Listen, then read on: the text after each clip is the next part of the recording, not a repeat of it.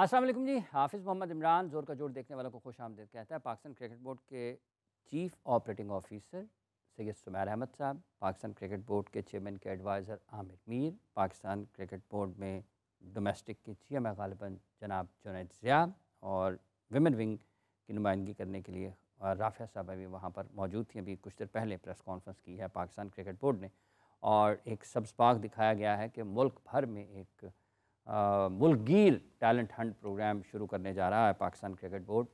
ग़ालिबन club cricket Pakistan में बंद हो गई है, उसका तो कोई पुरसाने हाल नहीं है, जो कि ख़ुद पाकिस्तान क्रिकेट बोर्ड की ज़िम्मेदारी है, जिसकी जिसकी देखभाल करना, जिसके फ़रोग़ के लिए काम करना, जिसके मयार को बुलंद करना, उस तरफ तो पाकिस्तान क्रिकेट बोर्ड तवज्जो नहीं देता है।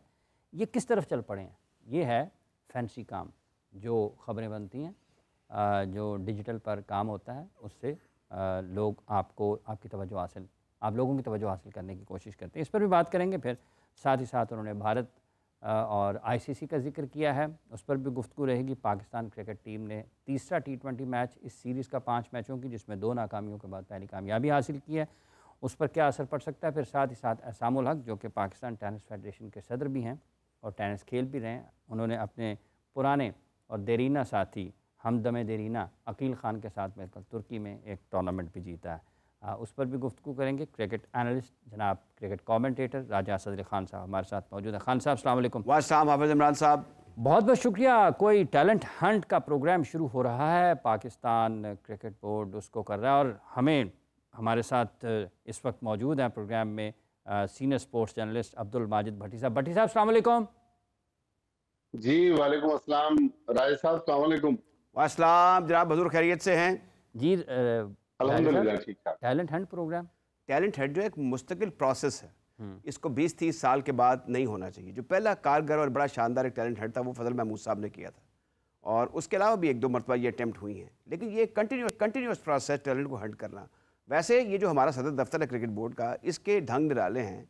ये वो काम करते हैं जिनके काम करने के नहीं होते। ये है नीचे की सतह की जो ग्रास रूट क्रिकेट है, उसके जो डाई हार्ड चाचे और अंकल्स हैं, उनका काम होता है, वो ले आते हैं ऊपर, या फिर बड़ी कोई चशम दीदा किस्म की कोई ऐसी चीज़ें हों जिसको कप्तान देख ले या चेयरमैन सेलेक्टर देख ले, वो टैलेंट हंट हो जाता है।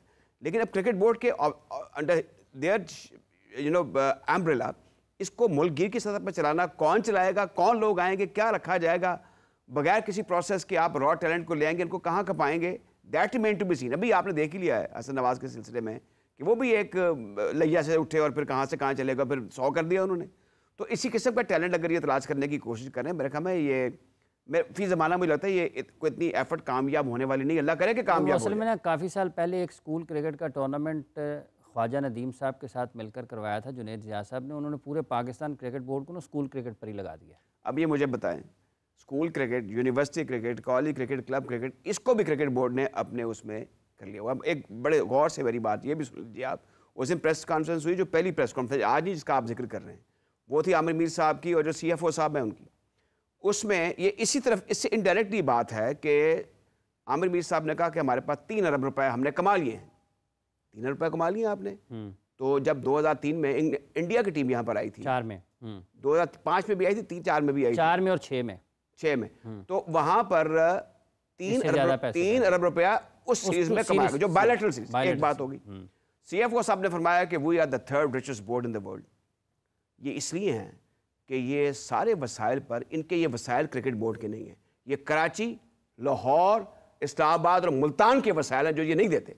ICC भी पैसे तकसीम करता है, इंडियन क्रिकेट बोर्ड पैसे तकसीम कर देता है, लेकिन अब इंडियन क्रिकेट बोर्ड इसलिए मनी रिच हो गया है because of Indian Premier League, whereas they are piling up the money, जो कि स्टेक होल्डर्स के टैलेंट हंट की इनको जरूरत ही नहीं थी। इनको जरूरत नहीं है। ये एसोसिएशंस के हुकूक को गसब किए हुए हैं, दूसरे लफ्जों में आप ये कहना चाहते हैं? मैं अगर ये कह रहा हूँ, अगर मैं कहूँ तो आप इससे इत्तेफाक करते हैं या नहीं करते?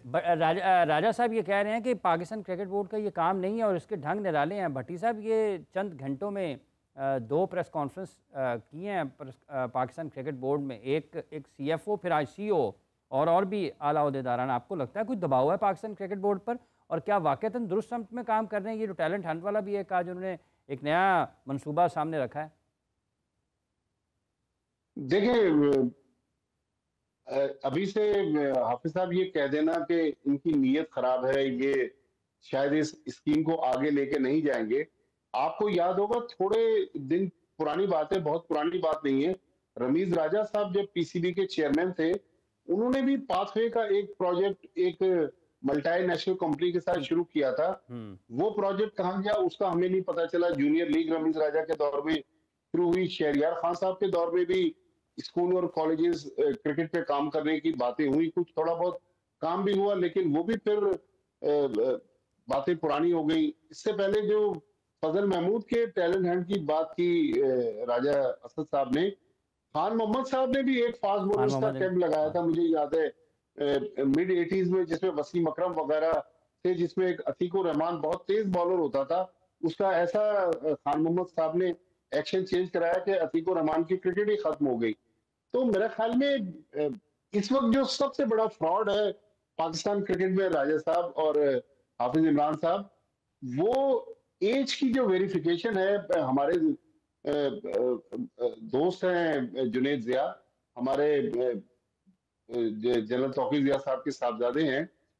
एज वेरिफिकेशन में मैं ये जाती तजर्बे की बुनियाद पे बता रहा हूँ, अगर इस मामले पर क्रिकेट बोर्ड टेकअप करे, मेरे एक जानने वाले का बेटा था, 17 साल उसकी उम्र थी, उसने सारा प्रोसेस कंप्लीट किया, हर जगह से उसने पास करने के बाद जब उसको टीम में सिलेक्ट होना था, उसको जो सो कॉल्ड डॉक्टर्स थे या इनके फिजियो थे, उन्होंने डिस्क्वालीफाई कर दिया कि जी ये बड़ी उम्र का है। भाई नादरा का जो सर्टिफिकेट है, नादरा तो इस वक्त मोहसिन नकवी साहब की रजिस्ट्री है ना, नादरा का सर्टिफिकेट अगर पीसीबी नहीं मान रहा, कलाइयों के टेस्ट पर एज वेरिफिकेशन हो रही है, तो मेरे ख्याल में यहाँ भी टैलेंट का कत्लेआम हो रहा है। एज वेरिफिकेशन पर इनको गौर करने की बहुत जरूरत है। हमारे यहाँ जो कलाइयों की बुनियाद पर उम्र की तस्दीक की जाती है, मेरा ख्याल है, मैं शायद आप दोनों हजरात अगर जानते हैं तो मेरी तस्दीक कीजिएगा, दुनिया में और किसी जगह पर एज वेरिफिकेशन के लिए कलाइयों का टेस्ट नहीं होता। तो इस जाने भी देखने की जरूरत है। बहुत सारे मामला है, अब हम किस किस की बात करें, लेकिन आई होप कि ये जो 10,000 लोगों के लिए, 10,000 बच्चों के लिए स्कीम शुरू की जा रही है, इससे पाकिस्तान क्रिकेट को फायदा हो। जी राजा साहब, बड़ी स्टेबल गुफ्तगू की, मैं कहूँगा कि माजिद भट्टी साहब ने, लेकिन इसमें देखिए कि बुनियादी तौर पर जिसका मैंने जिक्र किया कि जब आप इंफ्रास्ट्रक्चर को डेवलप करेंगे, उसको तकवीयत देंगे, तो फिर सुख का सांस लेंगे। जो हर शख्स लान तान करता है, मुझे अच्छा नहीं लगता। चेयरमैन साहब हमारे बड़े मुअज़्ज़ज़ लोग हैं, मुअज़्ज़ज़ शख्सियत हैं, आमिर मीर बड़े अच्छे इंसान हैं, CFO साहब भी प्रोफेशनल आदमी होंगे, इन पर नुक्ताचीनी करते हुए दिल दुखता है। लेकिन बात यह है कि आप सही समत में जाने की कोशिश करें, ज़रा बाहर निकल के देखें कि दुनिया कर क्या रही है। अभी जो मैंने जिक्र किया, ICC के पास जो पैसे हैं वो तकसीम करता है सारे मेंबर्स में बदरजा। सिमिलरली जो इंग्लैंड क्रिकेट बोर्ड है वो भी काउंटीज में तकसीम कर देता है। तो आप क्यों ये इस बात पे फुलाते फिरते हैं कि हमारे पास बहुत ज़्यादा पैसे हैं, ये नहीं होना चाहिए। यूनिट जो इनको, ना इसका मुझे फ़ायदा है, ना आपको फ़ायदा है, ना माजिद भट्टी साहब को फ़ायदा है। तो करना ये चाहिए कि इनको तकवीयत दें, ये टैलेंट हंट करें। दूसरा, मुल्क में जा बजा बड़े शहरों में, पहले लाहौर कराची में क्रिकेट होती थी या पिंडी में थोड़ी बहुत, अब तो सारा पाकिस्तान में फैल गया। जगह जगह अकेडमी है, जगह जगह क्लब है, क्रिकेट बहुत ज़्यादा होगी, इसको फैलाएं आप। अभी रमज़ान में जैसे मैं जिक्र कर रहा हूँ, मैं भट्टी साहब से कहूँगा वो भी इस पर रोशनी डालें। आपसे मैं बात कर चुका हूँ पहले भी कि उन्होंने रमज़ान में अपना वो T20 नेशनल चैंपियनशिप करा दी, और आपने वो जो प्राइवेट सेक्टर में कराची में जो एक बुकाए नूर बना होता था, वहाँ पर इतनी नाइट क्रिकेट होती थी, उसको ख़त्म कर दिया। उनसे पैसे ही मांगते हैं। लाहौर में गनी इंस्टीट्यूट ऑफ क्रिकेट वाले बड़ा अच्छा इवेंट कराते थे प्राइवेट सेक्टर में, वहाँ से ये मैंने सबसे पहले सलमान अली आगा को, हाफिज इमरान साहब, मैंने पहली मरतबा उसी इवेंट में देखा था, मुझे इसने बड़ा इंप्रेस किया था by his attitude and of course इसकी इनके जो जेस्चर्स थे। तो by all mean Hassan Nawaz भी खेले थे, हसन नवाज देखें, अब ये देखें ना, वो भी टेनिस बॉल, और फिर कश्मीर प्रीमियर लीग जो एक जरा को नुमाया किस्म की लीग नहीं है, तो इनको इस चीज़ का ख्याल करना चाहिए, स्टेक होल्डर्स को ऑनर करना चाहिए। अच्छा भट्टी साहब, ये जैसे राजा साहब कह रहे हैं एसोसिएशन का किरदार, हाफिज साहब जो राजा असद साहब बात कर रहे हैं ना, रमजान क्रिकेट इन्होंने खत्म करके बहुत सारे गरीब क्रिकेटर्स के पेट पर लात मार दी है। इसलिए कि रमजान क्रिकेट में मुझे याद है कराची में इतने टूर्नामेंट्स रमजान के महीने में होते थे कि एक औसत दर्जे का क्रिकेटर जो है वो 5 लाख रुपए, और बड़ा क्रिकेटर लाइक फवाद आलम या हसन नवाज या सलमान अली आगा ये 15 से 20 लाख रुपए कमाते थे, लेकिन वो आमदनी का वो जरिया भी चला गया। ठीक है, अच्छा यही बात है कि अगर ये जो हिकमत अमली है भट्टी साहब, आपको लगता है कि ये पाकिस्तान क्रिकेट बोर्ड ने अपने ही लोगों के साथ एक मैच मुकाबलाबाजी उनकी हो गई है, और दूसरा ये जो एसोसिएशंस का किरदार है आपके इल्म में बखूबी तौर पर होगा, एक ज़माने में काउंसिल होती थी पीसीबी की और वो अहम फैसलों में उसका बड़ा किरदार होता था। आज का गवर्निंग बोर्ड और आज की एसोसिएशंस को क्यों तबाह कर रखा हुआ है बोर्ड ने? देखें, बोर्ड ने तो तबाह किया, लेकिन एसोसिएशन भी, हाफिज साहब, मैं लाहौर का मुझे नहीं पता, लेकिन दूसरे शहरों की जो कहानियां हम सुन रहे हैं वो उस तरह एसोसिएशन एक्टिव नहीं है। जिस तरह मैं कराची की बात करूं, प्रोफेसर सिराजुल इस्लाम बुखारी साहब जैसे सीजन एडमिनिस्ट्रेटर जो क्रिकेट ऑर्गेनाइजर थे, जी, या सिंध में एक और मरहूम रजाउल्ला खान थे, या साईं रजाउल्ला का क्या बात है उनकी, साईं रजाउल्ला की क्या बात है? जी, तो सिकंदर बख्श मुझे बताते हैं कि कराची की टीम में सिकंदर बख्श सिलेक्ट नहीं हो सके, साईं रजाउल्ला ने उनको सिंध की टीम में सिलेक्ट किया। तो वो ऑर्गेनाइजर जो क्रिकेट का दुख और दर्द लेके चलते थे, जिनके पास खुद खाने के लिए पैसे नहीं होते थे, यकीनी तौर पर लाहौर में या पंजाब में और भी अच्छे ऑर्गेनाइजर होंगे, वो अब ऑर्गेनाइजर हमें नजर नहीं आ रहे। तो हमें बेसिकली पाकिस्तान क्रिकेट जो है ना, मुकम्मल ओवरहॉलिंग की तरफ चला गया। अब इसको ओवरहॉल जब तक हम करेंगे नहीं, हमें कुछ शॉर्ट टर्म प्लान बनाने, कुछ लॉन्ग टर्म प्लान बनाने, लेकिन मेरे ख्याल में टैलेंट हंट स्कीम ठीक है, पीसीबी शुरू करे। मुझे याद है कुछ अर्सा पहले गालिबन जब वसीम खान आए थे और नदीम खान और दूसरे लोग पाकिस्तान क्रिकेट में शायद अपने जुनैद ज़िया भी थे, उस वक्त ये कहा गया था कि अगर कोई टैलेंटेड बच्चा है हमें अपनी वीडियो भेजे, हम उसी की बुनियाद पर उसको नेशनल अकेडमी बुलाएंगे और उसका टैलेंट चेक करेंगे। मेरा ख्याल वो स्कीम भी हमें कहीं नजर नहीं है। ठीक है। अच्छा राजा साहब, ये जो मामला है टैलेंट हंट वाला, ये पाकिस्तान क्रिकेट बोर्ड के गवर्निंग बोर्ड में 4 अराकीन एसोसिएशंस के हैं। आप कह रहे हैं साइड पर लगाया हुआ है, तारिक सरवर साहब हैं, तनवीर पानेजई हैं, जगदाल साहब उधर से हैं बलोचिस्तान से, डीएम जमाली के, फिर खोखर साहब हैं इधर एजेके से। तो और क्या चाहिए एसोसिएशंस को?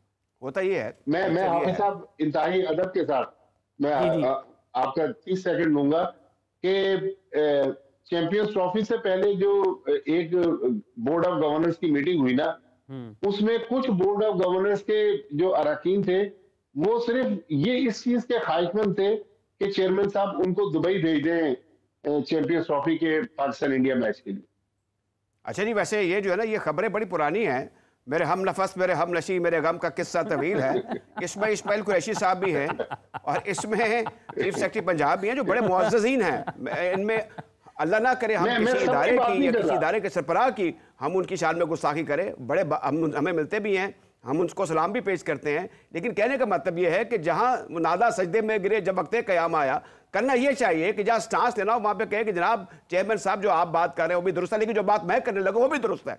अब देखिए हर बात में हाँ में हाँ मिलाते हैं। ये अंदर की खबरें आपको भी पता चलती हैं, हाफिज साहब को भी पता चलती है, मुझे भी पता चलती है, लेकिन क्रिकेट की बेहतरी के लिए खुदारा देखिए क्रिकेट नहीं, ये दुबई में अगर चले जाएं गवर्निंग बोर्ड के अरकान तो कौन सी क्रिकेट को नुकसान हो जाना बटी ये वो पहले अच्छा, गवर्निंग बोर्ड का जो गरीब गुरबान नहीं होते वो सोशली फाइनेंशियली बड़े तगड़े लोग होते हैं, वो अपने खर्चे पर भी दुबई जा सकते हैं। क्रिकेट अच्छे, वैसे हाफिज साहब नथिंग रॉन्ग, जिसको मैं तो जब मेरा इजाज भट्ट साहब ने मुझे बुलाया, मेरे से पूछा कि जब तनु डायरेक्टर लामा गए थे साफियों बाहर कर लेगा, मैं कहा बिल्कुल भेजूंगा, मेरा अपना पॉइंट ऑफ व्यू है, ये सोशल गेम है, इसमें साफियों को भी भेजें, दोस्तों को भी भेजें, नथिंग, कोई बुराई नहीं है, मेंबर्स को भेजें। ये क्रिकेट का पैसा क्रिकेट पर खर्च होना है, इसकी सड़कें तो बननी नहीं है, ना अस्पताल बनने हैं, सिर्फ कहने का मकसद यह है। लेकिन आप इस क्रिकेट को जो असल हमारा जिसकी वजह से इदारा है जो इसका नज़्म व नसक संभाल रहा है, उसकी बेहतरी के लिए काम करें। आप देख लें ना, हाफिज इमरान साहब भट्टी साहब, उस लड़के ने बता दिया कि जरूरत होती क्या है। ये उन्होंने शीशा दिखाया है अमाद वसीम को, डरपोकल,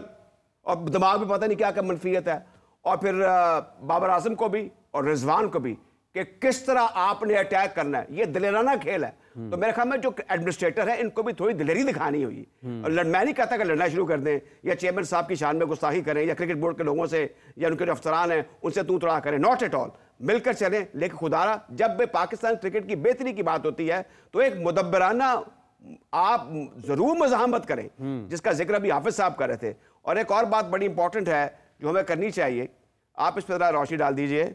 आप कराची में रहते हैं, अब्दुल हफीज हाफिज साहब, मैं ये आपकी इजाज़त से एक सवाल भी कर सकता हूँ? जी जरूर जनाब राजा साहब। अब्दुल हफीज कारदार साहब का ये सेंटेनरी ईयर है और आप भट्टी साहब पुराने सहाफ़ी हैं, पुराने सहाफ़ियों में भी आप अपने से पुराने 20-20 साल कमर अहमद टाइप किस्म की जो शख्सियात हैं उनके साथ बैठते रहे हैं। किसी को कानो कान खबर नहीं है कि ये 100वां साल है, 100वां साल है ग्रेट अब्दुल हफीज कारदार साहब के यौम वलादत का। और कोई फंक्शन करा दो, कोई मैच करा दो, कोई इवेंट करा दो, तुम्हें पता ही नहीं, और प्रेस कॉन्फ्रेंस कर रहे हैं। और मेरे ख्याल में शायद आपको जैसे लोगों को तो पता हो, पब्लिक को पता भी नहीं है कि वो किस बला का नाम था। ही वाज वाकई बला, बानी बुनियादी fathering figure for Pakistan cricket. देखिए इस सिलसिले में आपका क्या ओपिनियन है? Do you think cricket board के सिलसिले में कुछ ना कुछ करना चाहिए था? देखिए बिल्कुल, अब्दुल हफीज कारदार साहब ज़ाहिर पाकिस्तान के पहले टेस्ट कप्तान, पाकिस्तान को पहली कामयाबी दिलवाई, और उनकी जो लेगेसी थी पहले एज ए क्रिकेटर और फिर एज ए पीसीबी चेयरमैन जो डिपार्टमेंटल क्रिकेट को लेकर आया। मुझे याद है 76-77 में जो रिवॉल्ट हुआ, उस रिवॉल्ट पे भी काबू पाया, उन्होंने पाकिस्तान टीम को खड़ा किया। तो ऐसे लोगों को हमें ऑनर करना चाहिए। लेकिन देखिए अब्दुल हफीज कारदार साहब तो चले इस दुनिया में अब नहीं है, लेकिन मैं चूंकि कराची में रहता हूं, मैं एक और आपसे थोड़ी सी तल्ख बात करने लगा हूं जी। प्रोफेसर सिराजुल इस्लाम बुखारी साहब, मुझे किसी ने बताया कि बीमार हैं, ये रमजान से पहले की बात है। तो मैं हमारे एक दोस्त हैं मुनीर कादरी, उनके साथ बुखारी साहब के घर पे गया। बुखारी साहब की बहुत तबीयत खराब है, बहुत बुरी कंडीशन में है। तो मैंने क्रिकेट बोर्ड के अफसर से कहा, मैंने कहा यार देखें बुखारी साहब की हालत ठीक नहीं है, उनकी पाकिस्तान क्रिकेट के लिए बड़ी सर्विसेज हैं। चेयरमैन साहब पीएसएल चैंपियंस ट्रॉफी के लिए कराची आएंगे या पीसीबी के बहुत सारे अफसरान आएंगे, अगर कोई उनके घर चला जाए, उनको एक फूलों का एक बुके ही पेश कर दे, तो मेरा ख्याल बुखारी साहब की खिदमात का एतराफ उस पर किया जा सकता है। लेकिन किसी ने इस जानिब किसी को पता भी नहीं होगा कि बुखारी साहब आज एक बात मैं आपको ये बताता हूँ कि कौम की क्या होती है। 78 में जब इंडिया की टीम आई तो Fateh Singh ji Gaekwad, he was a prince, एक प्रिंस थे, वो लाहौर लैंड किए तो ग्रेट इंडिया की तरफ से भी खेले, पाकिस्तान की तरफ से। गुल मोहम्मद सख्त बीमार थे, वो स्टेट अवे फ्रॉम एयरपोर्ट हाफिज साहब उनके घर पहुंचे और सलाम पेश किया, गुलदस्ता पेश किया, बड़ा हैफ्टी अमाउंट उनकी खिदमत में पेश किया। अब ये भी देख लें। और जहां पर आप जिक्र कर रहे हैं सिराजुल इस्लाम बुखारी साहब जैसे लोग जो हैं, ये पाकिस्तान की क्लब की सतह की जो ग्रास रूट क्रिकेट और ये जो टैलेंट हंट कर रहे हैं ना, इस तरह के जो असल काम है वो इन लोगों ने किए हैं। और अगर आप उनके पास जा नहीं सकते हैं, उनकी माली मुआवनत या उनकी इलाज मुआवजे का ख्याल रखना तो दूर की बात है, आप अयादत के लिए भी नहीं जा सकते हैं।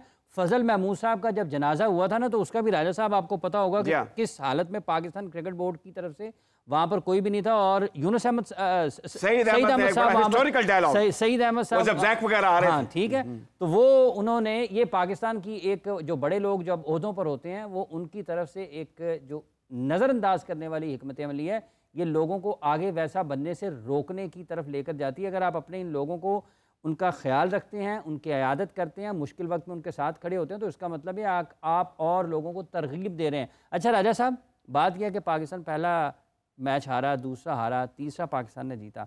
अब आपको लगता है कि हसन नवाज़ पर जितनी बात हो रही है पाकिस्तान में, चंद दिन पहले तक तो ये सुना जा रहा था कि टैलेंट नहीं है, टैलेंट नहीं है, टैलेंट नहीं है, पाकिस्तान टीम कुछ कर नहीं सकती है, लेकिन टैलेंट खिलाड़ियों में नहीं है, या टैलेंट वो नहीं है जो उन खिलाड़ियों को जांचे, परखे और फिर उनकी तरबियत और रहनुमाई का बंदोबस्त करे? हाफिज साहब, पहले तो आपका शुक्रिया, ये आपने सवाल किया। लेकिन दूसरी बात जो अभी थोड़ी सी अगर आप मुझे इजाज़त दें, क्योंकि आपके तवस्सुत से माजी में बड़े लोगों के मसाइल हल हुए हैं। अभी जैसे प्रोफेसर साहब का जिक्र किया सिराजुल इस्लाम बुखारी साहब का, तो हम भट्टी साहब के साथ यकजा होकर क्रिकेट बोर्ड से ये दरख्वास्त करते हैं चेयरमैन साहब से कि उनकी बीमारी में उनकी मदद भी की जाए अखलाकी तौर पर, अगर माली भी उनको ज़रूरत है तो ज़रूर होनी चाहिए। वो एक एहसास है हमारी। रहा सवाल आपका ये, जब आपने सवाल किया कि जी टैलेंट नहीं है, लेकिन एक भट्टी साहब को शामिल कर लें, वो कह इखलाकी मदद तो होनी चाहिए ना, भट्टी साहब की फरमा रहे हैं, इखलाकी मदद होनी चाहिए, उनकी इज्जत की जानी चाहिए, उनका वो रुतबा जो वो जायज मकाम है पाकिस्तान के क्रिकेट में। वो बड़े इंटेग्रिटी वाले आदमी हैं, उनको मैं प्रोफेसर साहब से मेरी नियाजमंदी थोड़ी बहुत रही है, वो इंटेग्रिटी वाली आदमी है। लिहाजा हम ये तो नहीं कह सकते कि उनकी हालत खराब है, उनकी मदद की जाए, वो मांग रहे हैं, नॉट एट ऑल। अगर कुछ है भी तो फिर जाकर क्रिकेट बोर्ड अपना किसी, अगर चेयरमैन साहब नहीं जा सकते, आमिर मीर साहब, चेयरमैन से कम जाना ही नहीं चाहिए राजा साहब।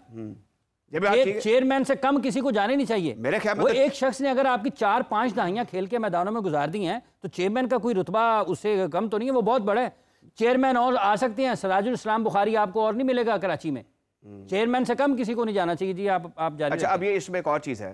मेरे ख्याल में जब सईद अहमद का इंतकाल हुआ तो मैं ड्रीम कर रहा था कि हमारे चेयरमैन में जाके आखिरी कंधा दे देते तो इनके कद में बहुत इजाफा हो जाता। बताने वाले भी कोई नहीं, अफसोस की बात है। इसमें nothing wrong with the chairman, I would say यहाँ पे कुछ ऐसे फोर्सफुल लोग होने चाहिए। अब आपने जिक्र किया टैलेंट नहीं है, मैं आपको, मेरा ये ईमान है कि आपके क्रिकेट के मसाइल टैलेंट के नहीं है, ये एडमिनिस्ट्रेशन के हैं। आपकी एडमिनिस्ट्रेशन जो है एडम दुरुस्त नहीं है, इसमें सब लोग शामिल हैं। अब देख लें माजी के जो किस्से अब बताए जा रहे हैं उसमें ये चीज़ बावर हो रही है कि आपकी हिस्टोरिकली 92 के बाद एडमिनिस्ट्रेशन कमज़ोर से कमज़ोर से कमज़ोर तर होती रही, हम ज़लील और रुस्वा होते रहे। और क्यों नहीं क्रिकेट को एक स्पेशल खेल समझा जाता? कौम के मिजाज पर असर पड़ता है, लोगों के मिजाज में बिगाड़ पैदा होता है, लोग साइको केस हो जाते हैं, लड़ना शुरू कर देते हैं, गालम गलौज पे उतर आते हैं। तो क्यों नहीं समझते? ये क्यों इतने बेइज्जती प्रूफ हो चुके हुए हैं? तो इसमें बड़ा ज़रूरी है कि हमारे चेयरमैन साहब और पैटर्न साहब मिलकर बैठें और कोई ऐसा लाया अमल इख्तियार करें जिससे हमारी साख बेहतर हो जाए, हमारी बदनामी ना हो, जिससे हमारी साख बेहतर हो।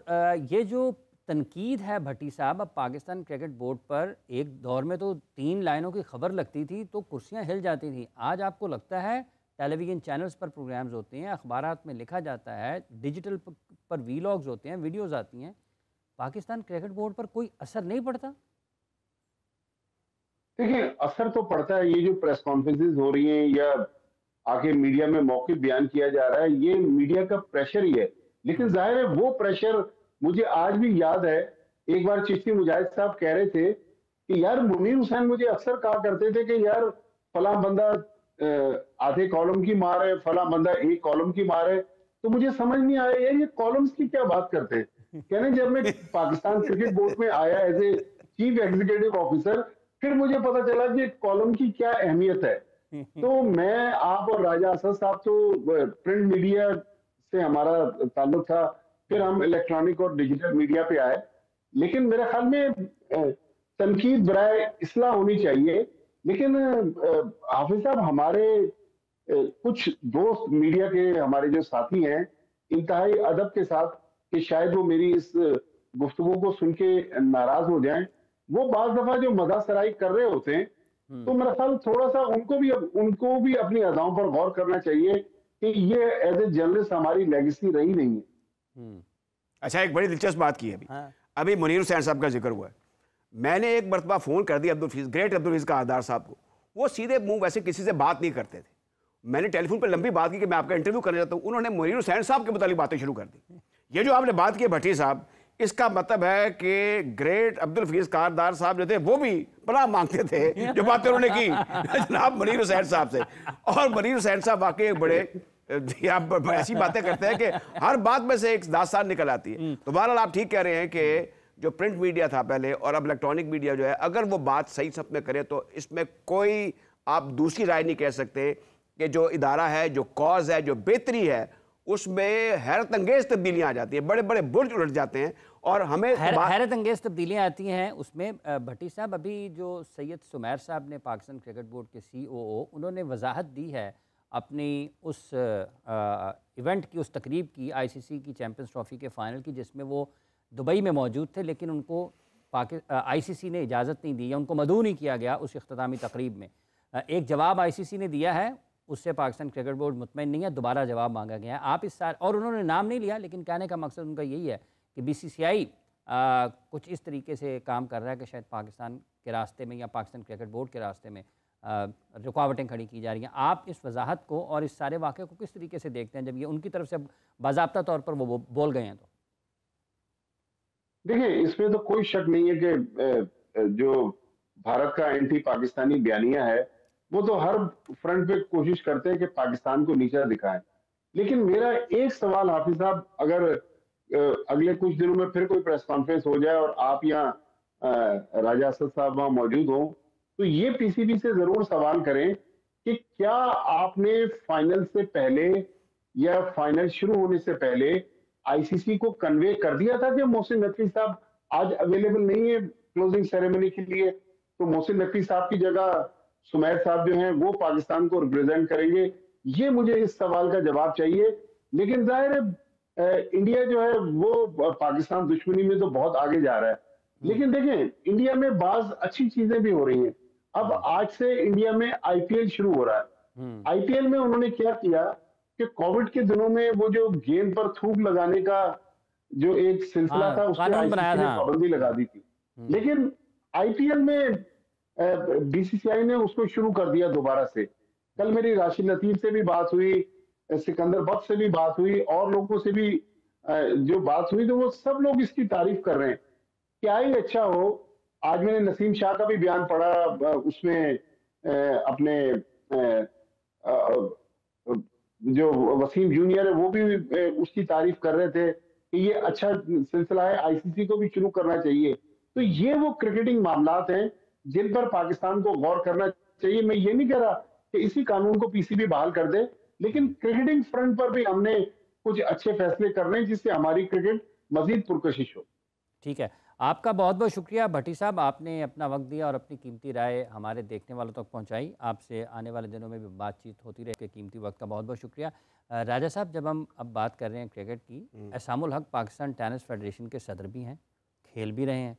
ये गुज़िश्ता चंद एक आध दिन कबल ही गुजरा है, उन्होंने तुर्की में एक इवेंट में पाकिस्तान के लिए कामयाबी भी हासिल की है उन दोनों ने, एहसामुल हक और वकील ने। तो इनके बाद क्या, अभी तो ये खेल रहे हैं। एक शुक्र ये भी करें कि वो पाकिस्तान टेनिस फेडरेशन के प्रेसिडेंट बन गए, इसमें मुश्किलात थी। Right man for the right job है, और हुकूमत को भी इस सिलसिले में हलाशेरी देनी चाहिए कि वो लोग जो कि मुस्तहिक हैं वो करें। और ये अच्छी बात है कि इवन ओल्ड एज भी आप लाइमलाइट में रहते हैं और सीनियर्स के इवेंट्स खेलते रहते हैं, फिट रखते हैं अपने आप को। फिर एक इसके जाने का वहाँ पर तुर्की में एक ये मतलब ये हुआ कि आप वहाँ पर जाकर कोई बायलैटरल बेटरमेंट के कोई एग्रीमेंट करें, कि उनसे और लोग भी आए होते हैं उनसे मिंगलिंग करें। तो ये बड़ा अच्छा किया जाके वहाँ पे। बिसाइड उनकी परफॉर्मेंस तो हम हमेशा से ही बड़ी सेटिस्फैक्टरी रही है। और ये हम माजी का भी जिक्र कर लेते हैं कि इनके जो नाना थे ख्वाजा इफ्तिखार जो थे, मेरी उनसे मुलाकात रही है। अच्छा, तो रेडियो पे एक प्रोग्राम पे बुलाया था, तो वो भी ये खानबादा है, फिर इनके कजन्स, ये सब, ये तो विरासत है ना इनकी। इनकी ये सब क्रिकेट सॉरी हॉकी स्क्वॉश खेलते रहे हैं। तो ये अच्छा, ये टेनिस फेडरेशन के सदर बने, आपको कोई उम्मीद है कि पाकिस्तान की टेनिस में जो इनकी वालिदा खुद नेशनल चैंपियन, मतलब एक मरतबा नहीं कई मरतबा, और इनकी सारी के सारे जो ख़ानदान में टेनिस एक तरह से उनका खाना उड़ना भी बिल्कुल, तो पाकिस्तान की टेनिस में कोई तब्दीली आ सकती है? आपको तवक्को क्या है एहसामुल हक से? देखिए, खुद ही खेलते रहे, वैसे इन्होंने टूर्नामेंट करवाए हैं साल के अंदर काफी ये बड़ा कुछ कर सकते हैं। फैसलाबाद चले गए, सियालकोट चले गए, मुझे पर्सनली पता है कि ये सोशली फाइनेंशियली काफ़ी तगड़े हैं। इनको कोई ये ओहदे के लिए, ये लाइमलाइट के लिए तो आए नहीं ना, वहाँ पे कोई ऐसा अरेंजमेंट है। इनका काम ये है, इन्होंने खुद भी अपनी एक सिलसिला शुरू किया हुआ है फिलंथ्रोपी का, जिसमें ये यंग बच्चों को ट्रेनिंग दे रहे हैं और उनको लुक आफ्टर कर रहे हैं। अब जो टेनिस है, वंस इट वाज हमारा बड़ा डिसेंट उसमें रोल रहा है। रहीम सिस्टर्स थी, फिर ये इनकी फैमिली थी, और ये सब लोग, रशीद मलिक ने भी एक हद तक शमा जलाई। ये सब लोग कुछ वो तो अभी भी जलाए रखते हैं शमा, वो करते रहे। यहाँ पे उन्होंने शमा पास रखी हुई है, जहाँ पे टेनिस का काम नजर आता है शमा जला देते हैं। हाफिज साहब, एक और चीज़ है कि ये पंजाब स्पोर्ट्स बोर्ड ने कुछ बहुत अच्छे काम भी किए। अब ये टेनिस जो है कुरैशी साहब के दौर में ये टेनिस कोर्ट्स बन गए थे, बड़े अच्छे बने हुए, और रशीद मलिक साहब ने मुझे खुद कहा कि ये स्टेट ऑफ द आर्ट है। हमारा इंफ्रास्ट्रक्चर ठीक है, हॉकी का भी ठीक है, आप यू वुड एग्री, अगर हम कहते हैं स्क्वॉश का भी किसी हद तक ठीक है, पेशावर में काम हो रहा है। लेकिन अब वो है कि वो जो डिकेडेंस है जिसका आपने जिक्र किया है, उसमें टेनिस जो है वो भी अब शामिल हो चुकी हुई है। और इसमें जब तक मुझे लगता है कि ये कोई ड्रास्टिकली कोई बड़े स्टेप नहीं लेंगे, जब स्पॉन्सरशिप नहीं आएगी, आपका एक तो पूल बड़ा कम है प्लेयर्स का, सहूलियात बड़े शहरों में, ये कॉस्मोपॉलिटन शहर्स में। लेकिन मुझे रशीद मलिक साहब ने बताया था कि मियाँ वाली जाके मैंने कोई टैलेंटेड किया है, हो सकता है वहाँ से कोई गौरव मिल जाए या दूसरे शहरों से। बाय ऑल मीन मेरे ख्याल में जब से डिपार्टमेंटल स्पोर्ट्स का असर इसके ऊपर भी पड़ा है, यानी पीआईए पीछे हट गया, हॉकी में भी और टेनिस में भी, और फिर दूसरे क्रिकेट में भी। अच्छा राजा साहब, ये जो सुमैर साहब की प्रेस कॉन्फ्रेंस जिसमें उन्होंने आईसीसी वाला जिक्र किया, ये भट्टी साहब ने जो सवाल और नुक्ता उठाया ना कि ये ज़रूर जानना चाहिए कि क्या पीसीबी ने कन्वे किया था आईसीसी को या नहीं किया था, तो इनकी सवाल के पीछे, क्योंकि ये सवाल उनका तहकीक के बगैर नहीं होगा, इसके पीछे भी तहकीक होगा। वो बात आप समझते हैं कि एक लेटर जब आप खुद इंतजाम करें, इंतजाम कौन कर रहा है? हमें मिली हुई चैंपियंस ट्रॉफी आपका एक रूए रवां है, जो टूर्नामेंट डायरेक्टर है वो रूए रवां, सब कुछ उसके कंट्रोल में होता है। अब ये इनके बारे में बताने की जरूरत थी आईसीसी को, जो 4-5-6 बंदे हैं कि यार ए आ रहे हैं जे, समीर साहब को सब जानते हो, रोज कॉरेस्पॉन्डेंट ईमेल की एक्सचेंज होती होंगी। मैं नहीं समझता कि वेट होगा, कोई सोर्स होगा, भट्टी साहब बड़े साफी हैं कोई ना कोई, लेकिन इसमें उनका इस तरीके से दूसरा ही है कि इंडिया का है ना कि आप गेंदों को थूक नहीं लगानी, वैसे में थूक लगाते रहते हैं। इनकी किसी बात को अप्रिशिएट नहीं करना चाहिए। नहीं करना चाहिए। हमें कहाँ आलाशेरी मिलती है? हमारी हर बात में आप देखें, जो आमिर मीर साहब ने और जो CFO साहब ने प्रेस कॉन्फ्रेंस की, वो खुश होकर की है। प्रेस कॉन्फ्रेंस एक नहायत नाखुशगवार फरीज़ा है, क्योंकि बखिया उधेड़ देते हैं। साहब, उनको किसने कहा था कि खिलाड़ियों के पैसे कम कर दें? उनको किसने कहा था कि बैंकों से ओवरड्राफ्ट पर चले जाएं? किसने कहा था? मैं इसीलिए कह रहा हूँ ना कि जब आप प्रेस कॉन्फ्रेंस करते हैं ना, फिर आप अपने लिए मुश्किलात पैदा करते हैं। कोई 150-200 बंदा होता है, मतलब आपने 10,000 match fees, that was a very relevant question. तो वो यहीं से फिर उन लोगों को एक उन्होंने, जो आप कहते हैं कि चीज़ें जोड़ी कि एक के बाद एक के बाद जो डॉट्स हैं वो जुड़ते रहे ना, ताने बाने जुड़ते रहे। मुझे बात बताएं, एक इदारा होता है, उसमें एक चेन ऑफ कमांड होती है। एक प्रपोजल बनता है, ऊपर जाता है, फिर फाइनल अप्रूवल के टू द चेयरमैन और द CEO जाता है।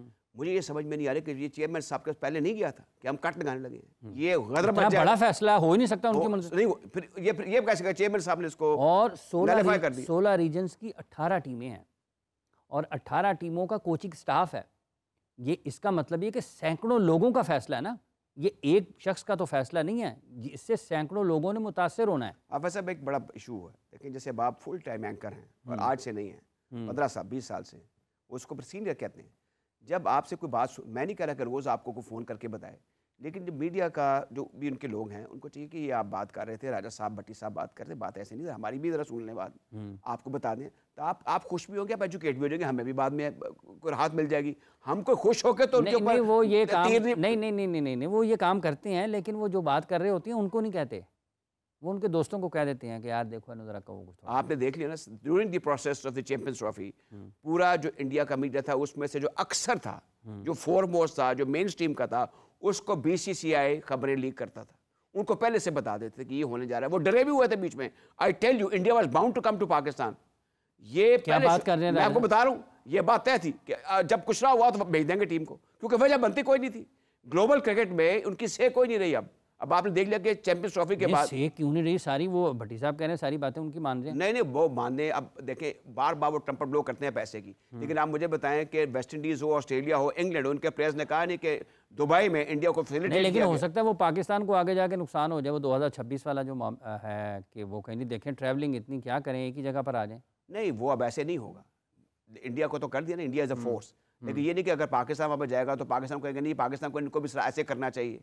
ये तो एक इंडिविजुअल सतह पर बात हुई है, इसका शेडो कास्ट हुआ, जो पहला करने वाला वो इंडिया, नॉट पाकिस्तान। तो ये सारी ऐसी चीज़ें जो आगे जाके इंडिया की क्रिकेट को सर्व करने वाली नहीं, आई टेल यू। और दूसरा एक बात ये है कि हमें अपनी सफ़ों को, कहते हैं ना कि अपनी मंजिल थले डांग फेरनी चाहिए, करना ये अपना हाउस इन ऑर्डर करना चाहिए, अपना हाउस इन ऑर्डर करें, अपने मामला ठीक करने चाहिए। आपको वर्ल्ड कप में तो एक मौका मिल गया था ना, ये जो हमारे कुछ ऐसे भटके हुए क्रिकेटर्स थे, इनकी वजह से हम इंडिया से मैच हार गए, वो मैच आपने जीता होता, इनकी बेकरारी को थोड़ा सा करार आता, फिर आप कम से कम डिसेंटली परफॉर्म करें। आपकी उल्टी सीधी खबरें बाहर मत जाएं।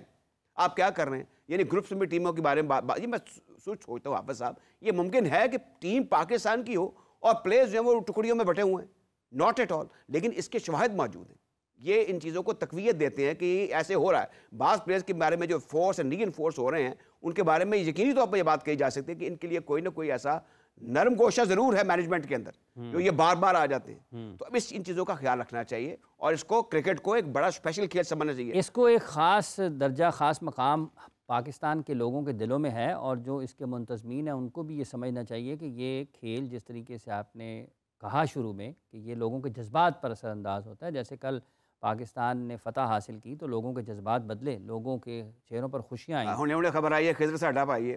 हाँ, तो ये सारे के सारे लोग अब इनको ये चाहिए कि उसको ख़ास मकाम दे। बहुत बहुत शुक्रिया राजा साहब आपका, और जितने भी लोग हमें इस वक्त देख रहे हैं, आप सब लोगों का भी बहुत बहुत शुक्रिया। प्रोग्राम का वक्त ख़त्म हुआ चाहता है, आपसे दोबारा मुलाकात होगी, अपना ख्याल रखें, अल्लाह हाफ़िज़।